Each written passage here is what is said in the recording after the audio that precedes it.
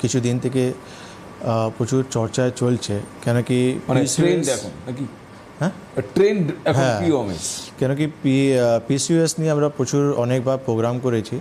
সেই পিসিওএস নামটাই কিন্তু এখন রিনেম হয়েছে পিএমওএস বলে একটা, আচ্ছা, পলি এন্ডোক্রাইন মেটাবলিক ওভারিয়ান সিন্ড্রোম।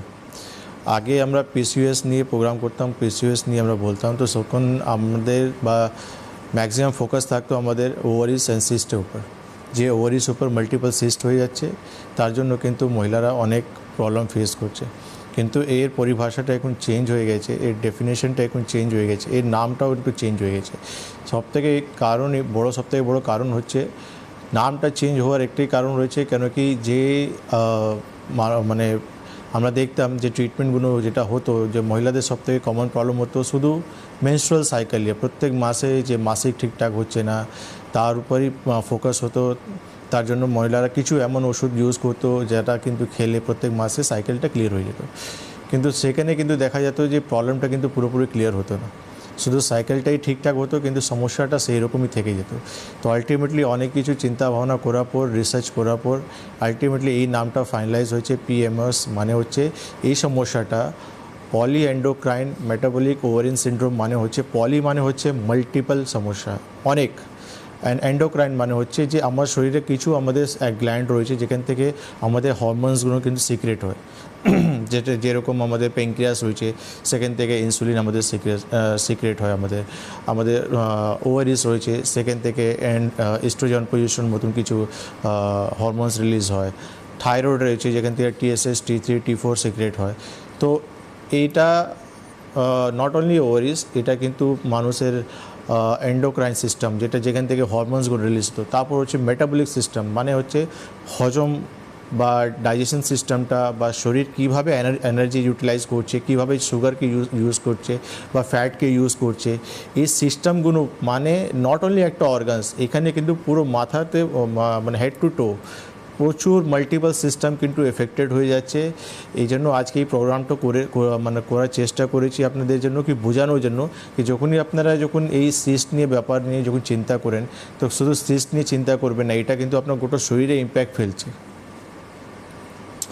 অর্থাৎ আপনি যেটা বলছেন যে সিস্ট, দেখুন আজকের যারা মেয়েরা রয়েছেন তারা যে শুধুমাত্র বাড়িতে থাকছে এমন তো নয়, বলা যেতে পারে যে তারা একেবারে পুরুষদের সঙ্গে কাঁধে কাঁধ মিলিয়ে অনেক সময় অনেক আগে এগিয়ে গিয়ে তারা কাজও করছে। এই যে লিভিং স্টাইলটা কি তাদের এই ধরনের সমস্যা কারণ হয়ে ওঠার একটা পিছনে কারণ আছে, নাকি এই যে সমস্যাটা আপনি বললেন এই ধরনের সমস্যা হওয়ার কারণটা কি?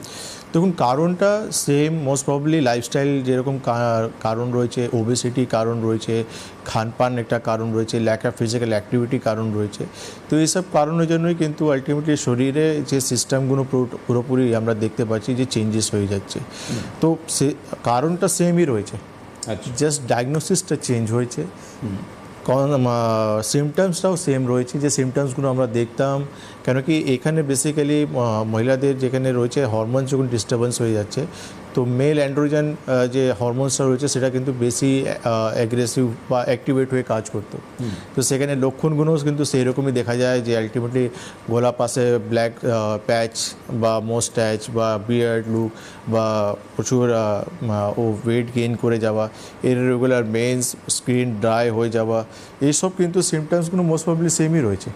শুধু ট্রিটমেন্টের লাইন অফ ট্রিটমেন্টটা কিন্তু চেঞ্জ হয়ে গেছে, জাস্ট বিকজ অফ ডেফিনেশন, রোগের ডেফিনেশন জন্য কিন্তু লাইন অফ ট্রিটমেন্টটা পুরো চেঞ্জ। কিন্তু আগে যেটা ছিল, রোগের যে ডেফিনেশনটা আপনি চেঞ্জ হয়েছে আপনি বললেন, এই চেঞ্জ হওয়ার কারণটা কি?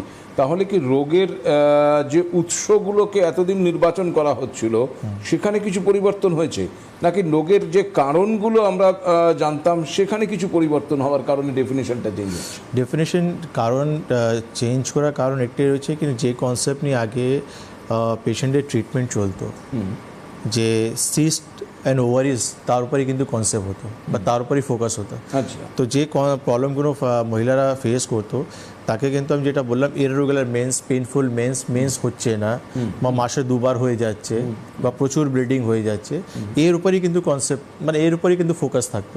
আচ্ছা, কিন্তু এখন বলছে না, এখান থেকে ফোকাসটা সরিয়ে দিতে হবে। আচ্ছা, পেশেন্টের গোটা হোল ওভার বডি কিন্তু ইম্প্যাক্টটা ফেলছে। আচ্ছা মাথা থেকে পায়ে পর্যন্ত, যেটা আমি বললাম। কেন এখানে এন্ডোক্রাইন সিস্টেম আপনার ডিস্টার্ব হচ্ছে, মেটাবলিক সিস্টেম আপনার ডিস্টার্ব হচ্ছে আপনার। তো এই যে সিস্টেমগুলো যে ডিস্টার্ব হচ্ছে, আপনাকে সমস্ত জিনিসটাকে নিয়ে যখন আপনি ট্রিটমেন্ট করবেন তখনই কিন্তু এই পেশেন্টটা ইমপ্রুভ হবে বা না, ভালো হবে। তাহলে ধরুন যার এই যে আপনি যেটা বলছেন যে অত্যন্ত পেনফুল, যাদের যে সমস্ত মেয়েদের এই মেনস্ট্রুয়েশনের সময় প্রচণ্ড ব্যথা অনুভব করে এবং তারা ডাক্তারবাবুর কাছে যান, ডাক্তারবাবু ইউএসজি করতে বলেন কিংবা এমআরআই হয়তো অনেক সময় করতে বলেন, কিন্তু আলটিমেট সেটা যেটা হয় সেটা ওই ওভারিয়ান সিস্টেম বা ওই এলাকার। তো এবার আপনি বলছেন যে ওইখানটাতেই ফোকাস সরে যেতে বলছেন, তাহলে আমি টেস্টটা কি করব? আমি কি করে জানবো যে আমার এই অন্য কোন জায়গার, আমি কি টেস্টের মাধ্যমে এটা জানবো? ইনভেস্টিগেশন তো হবেই, কিন্তু ওভারঅল বডিতে ইনসুলিন রেজিস্ট্যান্ট হচ্ছে পেশেন্টে, সিমটমসগুলো আপনাকে মানে মাথা তো পায়ে পর্যন্ত সমস্ত জিনিস দেখতে হবে।